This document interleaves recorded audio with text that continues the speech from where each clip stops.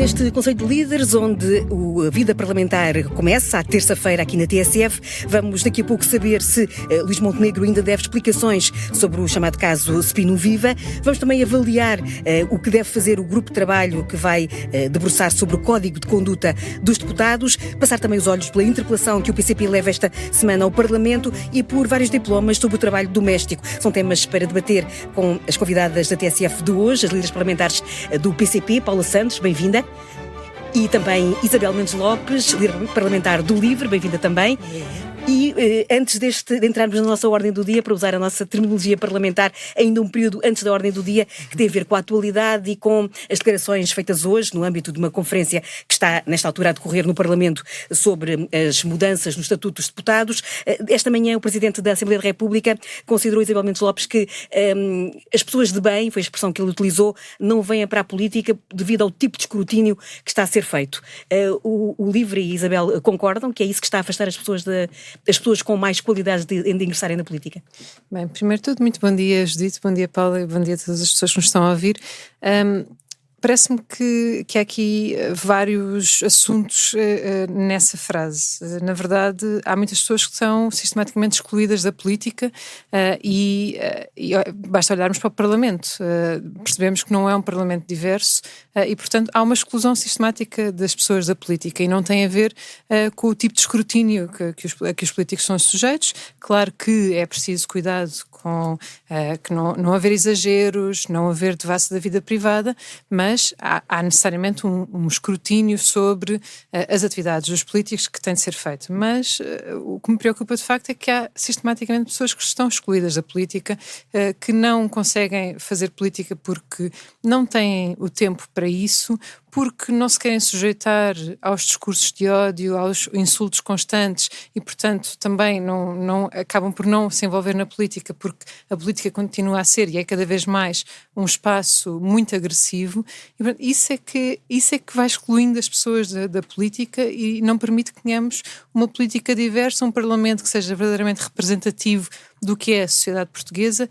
E isso é que me preocupa mais. E não vejo também da parte do Presidente da Assembleia da República e, de forma geral, de vários políticos que fazem parte da Assembleia da República, o cuidado para que haja um espaço seguro para que as pessoas queiram fazer política. E isso é que me preocupa mais. Já vamos a essas propostas também. Paula Santos, também, mais uma vez, boas-vindas a este Conselho de Líderes. O que é que está a afastar as pessoas de ingressarem na vida política? As pessoas de bem, utilizando a expressão do Presidente da Assembleia da República, é o escrutínio? Muito boa tarde, cumprimento, obrigado mais uma vez, é um gosto de estar aqui, cumprimento também Isabel Mendes Lopes.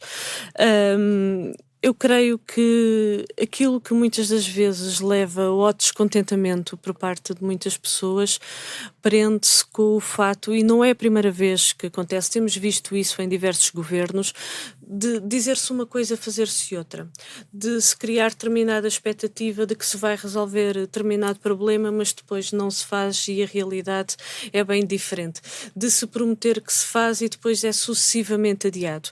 E isto leva de facto a um descontentamento por parte de muitas pessoas, em particular com aqueles partidos que têm estado, que têm assumido funções governativas no nosso país, porque a realidade depois é bem diferente daquela que foi a palavra dada e que na prática acabou por muitas das vezes pois por não ser honrada. Há uma coisa que nós consideramos que é importante no exercício de cargos públicos e neste caso de cargos políticos, obviamente aquilo que deve imperar é um interesse público e portanto não pode haver qualquer tipo de dúvida ou questão sobre a existência de algum tipo de promiscuidade entre o exercício de cargos públicos e interesses que são privados.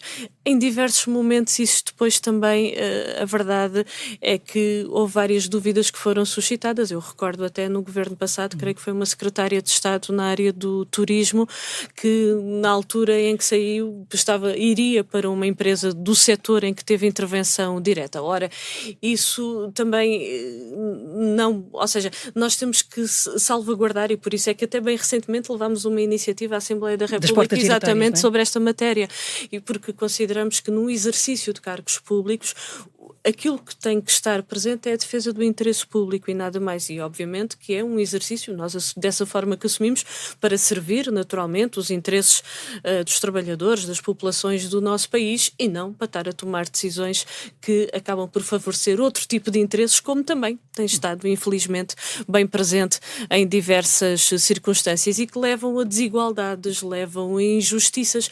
Ora, nós temos esta questão da lei dos solos, vou já entrando, esta questão da lei dos solos é um caso desses, em que há uma decisão, neste caso concreto, por parte do Governo, houve uma apreciação parlamentar na Assembleia da República, nós apresentámos a cessação de vigência do diploma, houve partidos que rejeitaram essa cessação de vigência e a verdade é que está cada vez mais evidente que essa alteração é exatamente um caso desta natureza, em que houve uma decisão pública, neste caso concreto por parte do Governo, mas que na prática vai beneficiar muito, são, neste caso concreto, os interesses imobiliários, e no nosso país temos visto bem como a especulação, infelizmente, tem levado a aumentos dos preços da habitação que são absolutamente incomportáveis para a esmagadora maioria dos portugueses, que aqueles que têm em casa e muitas vezes veem-se na circunstância ou num contrato de arrendamento e que com os preços que lhes estão a colocar não conseguem continuar a pagar, ou aqueles que procuram casa e os valores que encontram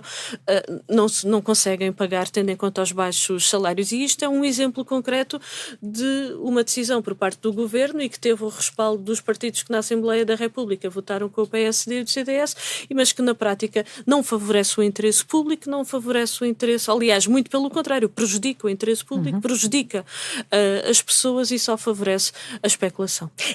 Isabel Mendes Lopes, o LIVRE também foi um dos partidos também que com o PCP, com o Bloco, com o PAN, contribuíram para trazer esta questão da lei dos solos. Esta questão da lei dos solos foi, de certo modo, associada também ao chamado caso das explicações que o Primeiro-Ministro deveria ou não deveria dar sobre essa questão.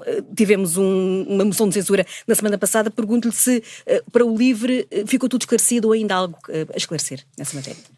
Então, há aqui vários assuntos, na verdade, à volta dessa pergunta, porque a moção de censura foi apresentada pelo Chega, numa altura em que o Chega está envolvido numa série de polémicas, numa série de casos gravíssimos que envolvem deputados eleitos do Chega, dirigentes do Chega, e, portanto, o Chega está a usar todas as manobras de diversão para tentar desviar os assuntos dos seus próprios problemas. Isso é uma estratégia que é bem conhecida e que é muito visível e que o Chega tem utilizado todos os dias, e por isso é que apresentou a moção de censura. Não resultou, porque percebeu-se, é tão claro esta tentativa de desvio da atenção que não resultou. E veio-se a comprovar que também há vários deputados do Chega que eles próprios têm interesses imobiliários e, portanto, na verdade, virou-se o feitiço contra o feiticeiro. Mas de facto há aqui o problema de base que tem a ver com a lei dos solos e as mudanças que o Governo trouxe com o decreto-lei, que nós, juntamente com o PCP, com o Bloco e com o PAN, tentámos trazer para o Parlamento para que pudesse ser discutido no Parlamento e pelo menos cessar a sua vigência, ou seja, revogar, que a lei não entrasse em vigor. Mas a verdade é que o Chega, lá está, o PS não quiseram fazer. E, portanto, neste momento temos em vigor uma lei que é altamente prejudicial para o país, que teoricamente foi apresentada como uma solução para os problemas da habitação no país, quando sabemos que é exatamente o contrário. É uma lei que vai desregular o nosso ordenamento do território, que vai trazer mais especulação imobiliária, que vai beneficiar quem tem terrenos que de repente vão valorizar muito com um simples ato administrativo. E, portanto, não responde a nenhum dos problemas que nós temos, vai-nos trazer ainda mais problemas, possibilita a construção em zonas que deveriam ser protegidas, como a Reserva Agrícola Nacional e a Reserva Ecológica Nacional, e, portanto, esta lei tem tudo de errado. E o grande esclarecimento que nós pedimos ao Primeiro-Ministro na sexta-feira foi, dado que todos os especialistas estão contra esta lei, que já se mostrou que é uma lei errada, até para o próprio Governo, tem causado grandes estragos dentro do próprio Governo, com a admissão do Secretário de Estado, e, entretanto, percebeu-se que há vários interesses imobiliários também ligados ao Governo, se o Governo vai então revogar esta lei, porque é claramente uma lei errada, e a isso o Primeiro-Ministro não respondeu e claramente não tem a vontade de revogar esta lei. E em relação, por exemplo, à questão da consultoria para o LIVRE não é uma questão, ou seja, os esclarecimentos que o LIVRE pretende do Primeiro-Ministro são todos centrados com a questão da lei dos solos. O Primeiro-Ministro disse que se queria um tiro ao lado. Pergunto-lhe se, como já houve quem levantasse a questão de poder haver alguma influência do facto de Luís Montenegro estar na política e essa ação de consultoria que a empresa antes fazia, aliás, o Chega chegou a propor ou a aventar a hipótese, que não é concretizável nesta sessão, de uma comissão de inquérito a essa matéria. É mais uma manobra de diversão do Chega, como é óbvio, mas parece-nos que do lado do Governo, ou do lado do Primeiro-Ministro, nós não nos devemos desviar da questão essencial para o país, que é a questão da lei dos solos.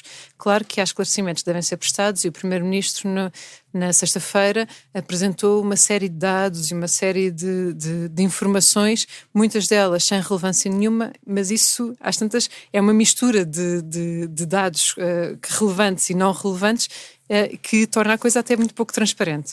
Mas, de facto, parece-nos que é importante também haver esclarecimentos melhores sobre a quem é que foi prestada a consultoria, que tipo de serviço é que foram prestados pela empresa, como é que os clientes foram ou não angariados. Há explicações que devem ser dadas, mas lá está, nunca em âmbito de comissão de inquérito parlamentar. Isso é, novamente, o Chega a tentar criar confusão para desviar os assuntos dos próprios problemas gravíssimos que o Chega tem. E não nos podemos descentrar do assunto mais relevante que nos trouxe aqui, que é uma das falhas mais graves do Governo, e o Governo teve várias falhas muito graves, que foi a aprovação de um decreto-lei que vem mudar o regime jurídico dos instrumentos de gestão territorial, ou seja, alterar a lei dos solos, com consequências muito graves para o país, para o futuro do país, tanto a nível da habitação, como a nível do ordenamento do território, como a nível ambiental, e, portanto, essa para nós é a grande questão e vamos continuar a mantê-la em cima da mesa, porque para nós esta lei tem de ser revogada. Paula Santos, coloco-lhe mesmo a questão, que esclarecimentos é que, se ainda o PCP considera que o Primeiro-Ministro ainda deve esclarecimentos, nomeadamente sobre estas outras questões que não têm diretamente a ver com a lei dos solos, e como é que esses esclarecimentos devem ser prestados? Sim, o Sr. Primeiro-Ministro deve prestar naturalmente todos esses esclarecimentos, como há pouco referi, que deve assegurar que não há qualquer dúvida relativamente a eventuais incompatibilidades e naturalmente, porque a questão que aqui está e aquilo que deve ser salvaguardado e por daí a necessidade desses esclarecimentos é que não há aqui nenhuma promiscuidade, não é? Entre aquilo que é a defesa do interesse público e o interesse privado. E, portanto, sim, consideramos que deve prestar esses esclarecimentos. Nós temos visto por parte deste partido, do Chega, por diversas vezes apresentar propostas de comissões de inquérito, há de certa forma aqui, ou seja, de certa forma, uma certa banalização do instrumento de trabalho da Assembleia da República, que é de facto de grande importância. O Sr. Primeiro-Ministro tem todas as possibilidades para prestar esses mesmos esclarecimentos, quer à Assembleia da República e ao país, e portanto deve-o fazer e pode-o fazer. Há aqui uma questão que eu também queria suscitar, aliás, que queria também referir, que se prende com esta fuga em frente por parte do Partido Chega, porque a verdade é que o que esteve na origem da discussão em torno desta questão que envolve o Primeiro-Ministro foi, de facto, este diploma relativamente à lei dos solos, que, friso, o Chega na Assembleia da República votou contra a cessação de vigência, portanto é tão responsável quanto o PSD como o CDS para a manutenção em vigor desta legislação. E todo o potencial de conflito que cria, de promiscuidade entre o exercício de cargos públicos e o setor privado, esse partido também está na origem relativamente a essa matéria. E isto é importante também ficar claro, tem responsabilidades relativamente a estas questões. Agora, aquilo que importa, aquilo que é necessário também o Sr. Primeiro-Ministro prestar esclarecimentos, e de facto tem sido a questão que esteve na origem de tudo isto, e que de facto foi parco em palavras no debate, depreende de facto com esta legislação, porque há de facto vários aspectos de preocupações que foram suscitadas por especialistas, por arquitetos, urbanistas, por parte de movimentos também associados às questões da defesa da habitação. E a verdade é que essas questões não estão sanadas, porque estamos a falar de uma legislação que efetivamente abre toda esta porta, aliás, escancara, não é? É de facto uma promoção da especulação, que ainda por cima já está comprovado que não resolve nenhum problema, aliás, que só permite de facto a acumulação de lucros neste setor na área do imobiliário. Aliás, creio que houve até declarações por parte do ministro Castro Almeida, salvo erro, a referir e a confirmar que sim, que os preços dos terrenos iriam aumentar, e que é a confirmação que de facto é uma lei que não vai resolver nenhum problema da habitação, só vai contribuir, não vai resolver nenhum problema do ordenamento do território, muito pelo contrário, só vai levar a que haja uma total desconsideração pelos instrumentos de gestão territorial que estão em vigor, e permitir de facto essa promoção e esse incentivo à especulação. Não é isso que nós precisamos. O que nós precisávamos, para já, nós defendemos naturalmente a revogação desta legislação. Foi adiada a votação, não é? Nas especialidades. A discussão das propostas de alteração. Mas aquilo que precisávamos era, de facto, uma intervenção por parte do Governo em matéria de arrendamento, para garantir estabilidade nos contratos, em matéria para combater a especulação, para travar este aumento, travar e reduzir os valores de renda. Uma intervenção para aumentar a oferta de habitação pública, que é tão necessária para assegurar o direito à habitação. A resolução dos problemas da habitação passa por aqui, e a revogação desta lei também permite um outro aspecto, que é de facto cortar pela raiz a promiscuidade entre o exercício de cargos públicos e os interesses particulares. Veremos nos próximos dias, uma vez que, como dizia há pouco, o Chega pediu a votação na especialidade deste diploma, como é que desenvolvimentos aqui ainda vêm? O Chega adiou a votação. Exatamente. Portanto, veremos depois o que é que acontece. Temos de avançar para o outro tema. Isabel Mendes Lopes, está em curso agora, foi decidido na última Conferência de Líderes que o grupo de trabalho que funciona no âmbito parlamentar ficou com este encargo, segundo, por exemplo, defende, por exemplo, o LIVRE e o Bloco, penso eu também, o PC e o PS, que haja ainda até as férias parlamentares, nesta sessão legislativa, digamos assim, um avanço no que diz respeito a uma mudança do Estatuto dos Deputados e da forma como há regras ou não sobre a forma como devem decorrer os trabalhos. Segundo percebi, todos os partidos mais ou menos defendem que pode haver mudanças ou não, embora alguns considerem que deve ser o eleitorado depois a punir ou não esses casos. Muito concretamente, no que diz respeito ao LIVRE, penso ter sido o único partido que admitiu a possibilidade de sanções, por exemplo, penalizações financeiras, como existem noutros parlamentos, nomeadamente do Parlamento Europeu, o Parlamento Britânico, penso eu também. Porquê é que o LIVRE defende que essa solução máxima também não deve ser excluída?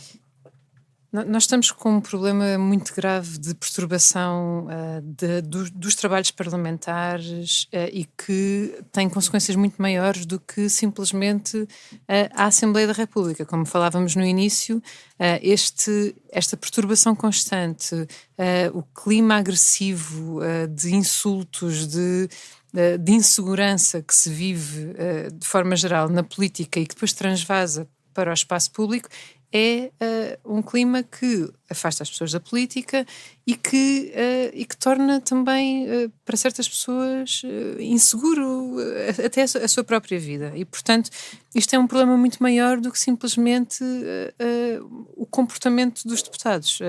E nós temos de ter consciência disso. Nós sabemos que o clima político e que o clima de crispação e de polarização na nossa sociedade tem se acentuado, tem piorado, principalmente nos últimos anos e, curiosamente, desde 2019, que foi quando um determinado partido, que todos sabemos muito bem qual é que é, entrou no Parlamento. E a partir daí os trabalhos parlamentares têm-se degradado tanto a nível da qualidade dos trabalhos, mas também do clima e da segurança que se sente no Parlamento. E por isso é que nós, no mandato anterior, através do deputado que tínhamos, do Rui Tavares, pedimos que fosse feito um estudo comparado sobre como é que os vários parlamentos gerem a questão dos insultos e deste clima de insegurança nos seus trabalhos. Porque até então a autorregulação do Parlamento, o cumprimento das regras básicas de boa educação e do respeito mútuo permitiu que os trabalhos parlamentares funcionassem e que a Assembleia da República funcionasse. Mas a partir do momento em que temos alguém, e agora alguém que não respeitam as regras mais básicas da boa educação, do respeito, temos então de perceber que novas regras é que é preciso criar. E por isso é que nós pedimos que fosse feito este estudo para perceber como é que os vários parlamentos lidam, e há várias medidas que podem ser implementadas, desde de uma retirada mais da palavra, não é? Uma retirada da palavra mais veemente, até outras medidas da saída da sala, saída da sala, do impedimento dos deputados participarem, por exemplo, em visitas em nome do Parlamento, uma série de até sanções pecuniárias que existem noutros parlamentos. O que o LIVRE diz é, primeiro, este estudo já está feito há 2 anos, portanto há 2 anos que podíamos ter feito esta reflexão e já podíamos ter implementado uma série de regras que impediriam que hoje estivéssemos tão mal como estamos neste momento. E, portanto, a lamentar o tempo perdido, na altura, o Presidente da Assembleia da República, na altura, não quis levar a cargo, mas agora temos o estudo e, portanto, podemos nos apoiar. O que nós dizemos é que não podemos excluir nenhuma medida, dado que o comportamento que vemos por parte de uma série de deputados, principalmente daquela bancada do Chega, temos de ter todas as opções em cima da mesa e é isso que devemos ter. Mas há aqui uma questão que gostava também de dizer. Primeiro, isto não são pessoas que fazem isto de forma ingênua, é deliberado. Portanto, este clima de crispação, este clima de perturbação é deliberado e é um modus operandi deste partido do Chega e dos outros partidos similares nos outros países de extrema-direita, mas também, quer dizer, já existem ferramentas para pelo menos denunciar o que tem sido discursado. Isabel apelou nomeadamente ao Presidente e o próprio, do nosso não é? ponto de vista, o Presidente da Assembleia da República tem optado por não atuar e, portanto, o que o Presidente da Assembleia da República considera é que quando há insultos entre deputados, que então deve atuar e dizer alguma coisa, mas que, nomeadamente quando há discurso de ódio, que isso faz parte da dialética parlamentar e do debate parlamentar. E para nós, não. Para nós é muito claro. A Assembleia da República, assim que há discurso de ódio em plenário, deve ser muito clara a dizer que é discurso de ódio, não é admissível, porque é um ataque também a quem não está ali. E ao promover o discurso de ódio na Assembleia da República, estamos a permitir que o discurso de ódio se infiltre na nossa sociedade e isso tem consequências muito grandes na vida de muitas pessoas. E, portanto, parece-nos que é muito importante este trabalho que vai ser feito agora, perceber o que é feito nos outros parlamentos e não deixar nenhuma medida de fora desta discussão. Se calhar podemos fazer uma implementação incremental das medidas para perceber o que é que resulta, mas não deve ficar nenhuma de fora. Mas parece-nos que neste momento já há as ferramentas para conseguir, pelo menos, minimizar o discurso de ódio, dizer que o discurso de ódio não é admissível, e o Presidente da Assembleia da República tem não querido aplicar essas medidas e pelo menos denunciar o que para nós é claramente discurso de ódio, ameaças em plenário, e isso parece-nos que é gravíssimo. Paula Santos, apelando também à sua experiência de várias décadas já de experiência parlamentar, acredita que este é o momento em que eu sei que o PCP prefere não falar na expressão sanções também, que a autorregulação pode funcionar ou o Parlamento deve ir mais além para tentar criar um ambiente mais propício à discussão democrática?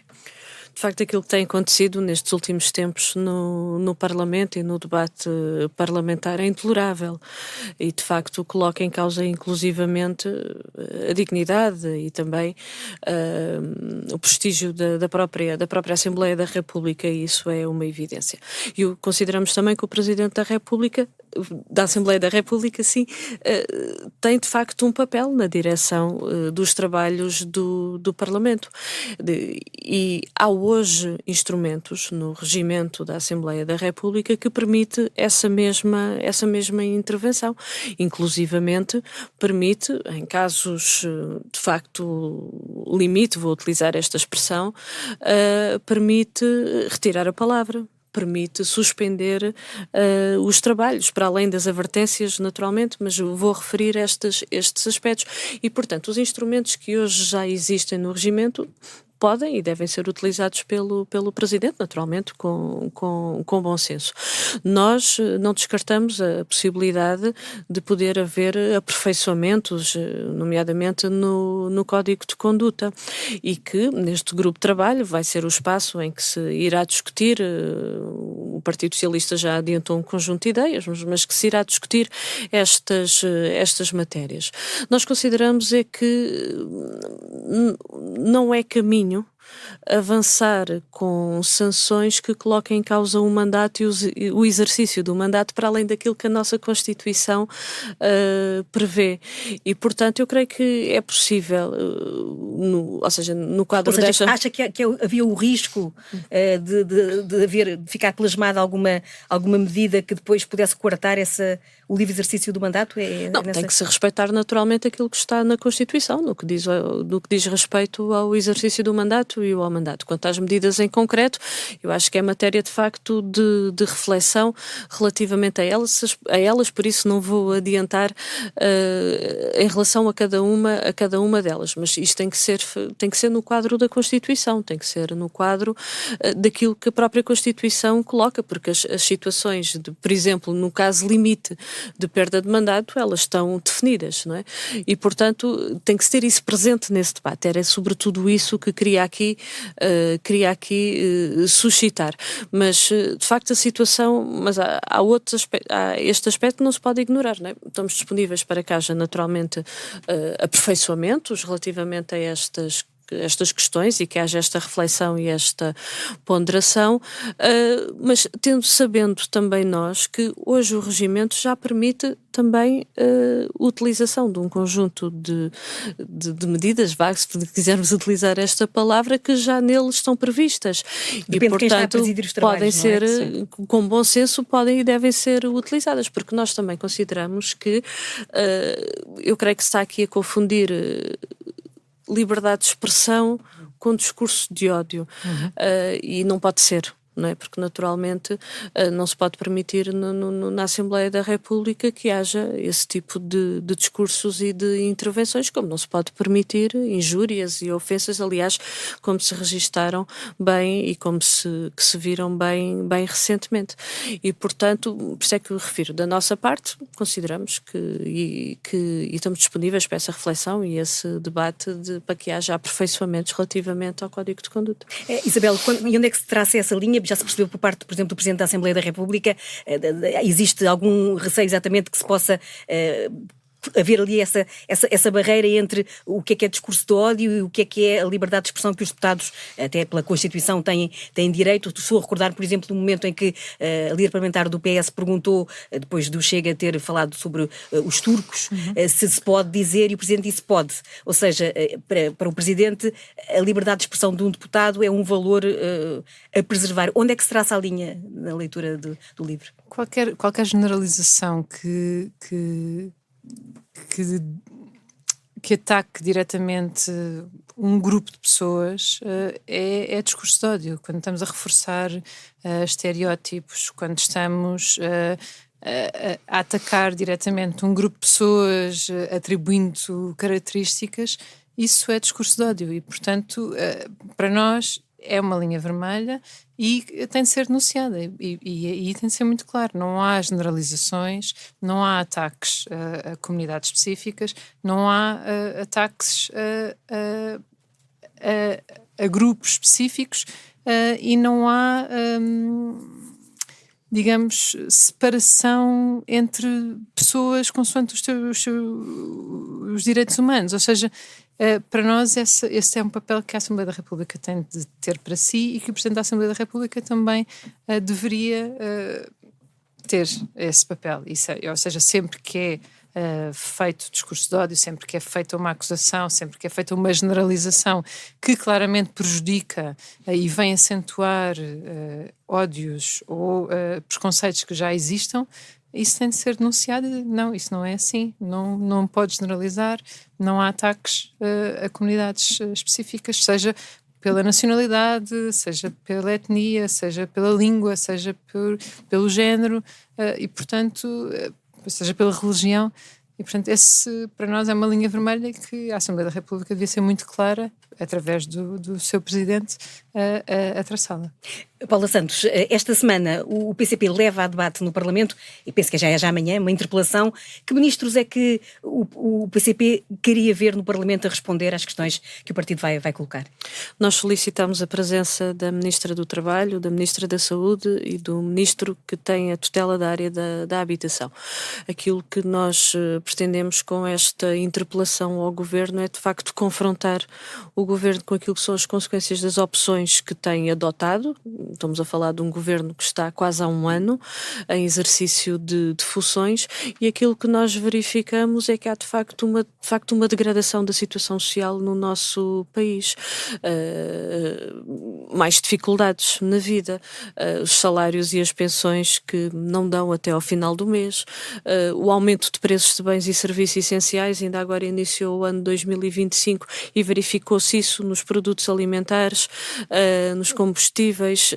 Temos colocado muito insistentemente a questão do preço da botija do gás. Ninguém compreende que em Portugal se pague praticamente o dobro do que se paga em Espanha, só para dar este exemplo, mas também pelo agravamento da situação no acesso ao Serviço Nacional de Saúde. Tem-se verificado, de facto, uma acelerada degradação do funcionamento dos serviços públicos de saúde.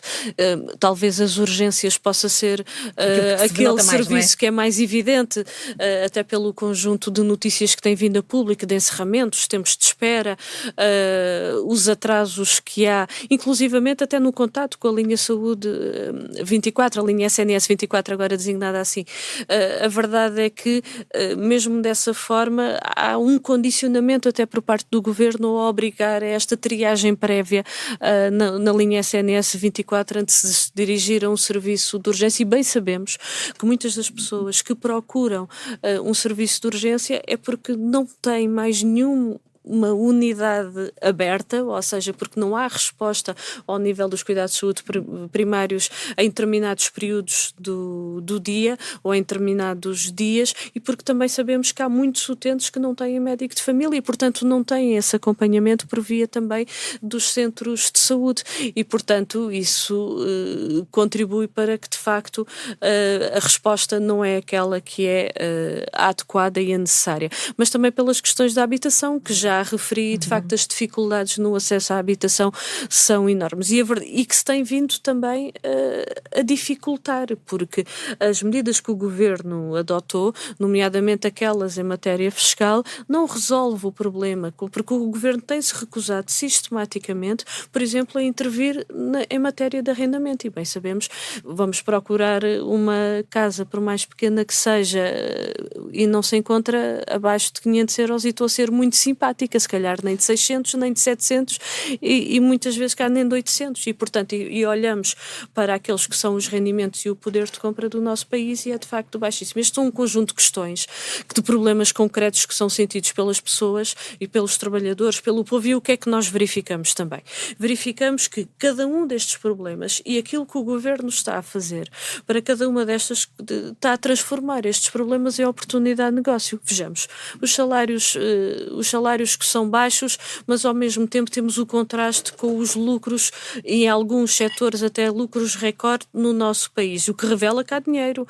Ele está a ser acumulado em determinados grupos económicos e, portanto, há condições para aumentar os salários. Olhamos para a saúde. Tudo aquilo, quando um dos principais problemas no Serviço Nacional de Saúde é a falta de profissionais, mas não é aqui que o Governo está a intervir. Isso já admitiu o regresso das parcerias público-privadas, por exemplo. E isso é extremamente negativo. Todos conhecemos o que é que isso significa de esbulho de recursos públicos para os grupos privados. Mas, aliás, aquilo que consta naquele plano é, na prática, a transferência de recursos financeiros para os grupos privados, que depois vão, muitas das vezes, buscar profissionais de saúde para esses mesmos grupos e com os recursos que deviam ser investidos no SNS e na habitação também. O caminho que este Governo está a colocar é de incentivo à especulação. Quem é que sai beneficiado? São os fundos, a banca, o setor imobiliário. Portanto, isto para dizer que este Governo, na prática,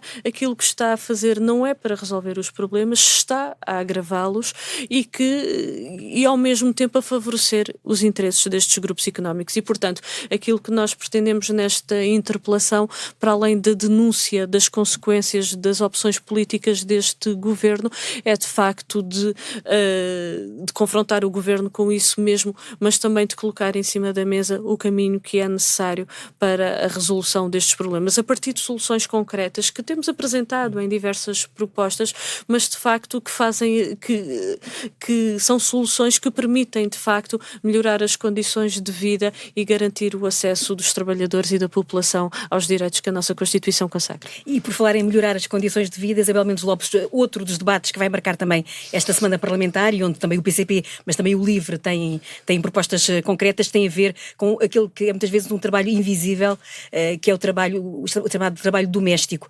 Quais são as propostas? Porquê é que o LIVRE considerou importante avançar nesta altura sobre esta matéria e quais são as propostas em concreto que gostava de ver aprovadas?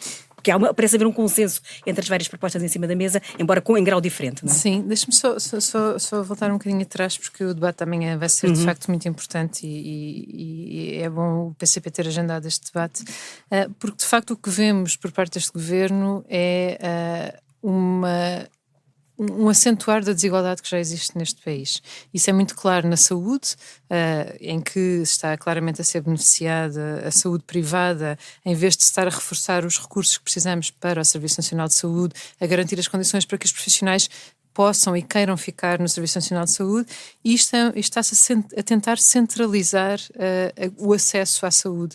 Isso é muito visível, por exemplo, no que já se tem falado de centralizar as maternidades, etc., como se as pessoas não tivessem direito a ter a saúde perto de casa, a poder nascer perto de casa. E isso também na habitação também se vê. Aliás, foi uma das primeiras declarações que o Ministro das Infraestruturas e da Habitação deu logo no início do mandato, quando lhe perguntaram qual é que era a solução para as políticas de habitação. O Ministro responde: é investir num sistema de transportes eficiente, ou seja, o que é dito, e isso também é muito claro com esta lei dos solos que o Governo aprovou, é que os centros das cidades são para quem os pode pagar, e sabemos que há poucas pessoas em Portugal que possam pagar casas nos centros das cidades, e quem não consegue vai morar longe e perde horas em transportes, que é o que já hoje existe, mas que o Governo, no fundo, vem acentuar. E, portanto, há aqui uma tentativa de privilegiar uns e tornando a desigualdade ainda maior. Relativamente ao trabalho doméstico, este é um assunto que é muito relevante. O trabalho doméstico é um trabalho que é invisibilizado, acontece fora dos olhares de todas as pessoas e fora, no fundo, de um controle que existe por parte da sociedade e, portanto, é muito sujeito a abusos, e nós sabemos bem que tem evoluído muito a legislação relativamente ao trabalho doméstico, mas continua a ser um trabalho muito invisibilizado, onde as pessoas acabam por trabalhar demasiadas horas, receber pouco e o trabalho doméstico normalmente não se cinge apenas à limpeza, as pessoas acabam por fazer uma série de tarefas sem a compensação devida por essas tarefas. E por isso este debate que foi marcado pelo Bloco de Esquerda também é muito relevante. A passagem do trabalho doméstico para o Código do Trabalho é um passo que deve ser dado. O limitar dos horários para garantir que as pessoas não trabalham a 10, 12 horas, e sabemos muito, muito bem que também o trabalho doméstico normalmente é assegurado por mulheres e muitas vezes em horários fora dos horários habituais. São pessoas que se levantam às 4, 5 da manhã, que voltam para casa às 9, 10 da noite, que muitas vezes não conseguem estar com a sua família e com os seus filhos, e portanto nós temos aqui um problema social grande que temos de tratar relativamente ao trabalho doméstico. E portanto é muito importante regular ainda mais o trabalho doméstico, garantir os horários, garantir o tempo de descanso e garantir uma coisa muito importante, que é uma capacidade de fiscalização também do trabalho doméstico. Não basta só legislar, é preciso também dar as garantias para que este trabalho possa ser fiscalizado, sempre garantindo a privacidade das casas onde as pessoas trabalham. Mas há outra questão também relevante, e isso é uma das propostas que o livro também traz, é que é muito importante haver uma campanha de divulgação sobre os direitos e os deveres dos trabalhadores domésticos e sobre a importância do trabalho doméstico, porque há esta noção que é um trabalho essencial, mas muitas vezes passa despercebido e, portanto, parece-nos que esta campanha de divulgação é muito importante, a par de toda a legislação que temos de aprofundar para garantir mais direitos aos trabalhadores e às trabalhadoras domésticas. Estamos mesmo em cima da hora. Paula Santos, perguntava-lhe, também pedia-lhe a maior contenção possível, 1 minuto, a proposta que o PCP também leva no sentido de reforçar os direitos destes trabalhadores domésticos. Sim, é esse o nosso objetivo, e estamos a falar de facto de um conjunto de, neste caso concreto, no essencial trabalhadoras, e que de facto é um trabalho que não é, precisa de ser valorizado, vou colocar pela positiva, que precisa de facto ser valorizado e garantir os direitos, e de facto criar mecanismos que permita evitar os abusos que sabemos que infelizmente vão acontecer. E por isso é que nós, na nossa proposta, com o objetivo desse reforço, são 2 linhas de intervenção no geral. Por um lado, tornar aplicável a estes trabalhadores o regime geral do contrato de trabalho, ou seja, integrando no Código de Trabalho o trabalho doméstico, tendo em conta que há aspectos que são específicos, nomeadamente que o local de trabalho é o domicílio das famílias. E depois uma segunda linha de intervenção, que é com o reforço também da proteção social destes trabalhadores, nomeadamente com a alteração da base de incidência contributiva, passando do IAS para o rendimento mínimo mensal garantido, e de facto com esse objetivo de reforçar também os direitos e a proteção social por parte destas trabalhadoras, assim mais sintético. Eu agradeço a capacidade de síntese. Paula Santos, líder parlamentar do PCP, Isabel Mendes Lopes, líder parlamentar do LIVRE. Muito obrigada por terem vindo aqui à TSF. O Conselho de Líderes regressa no próximo sábado.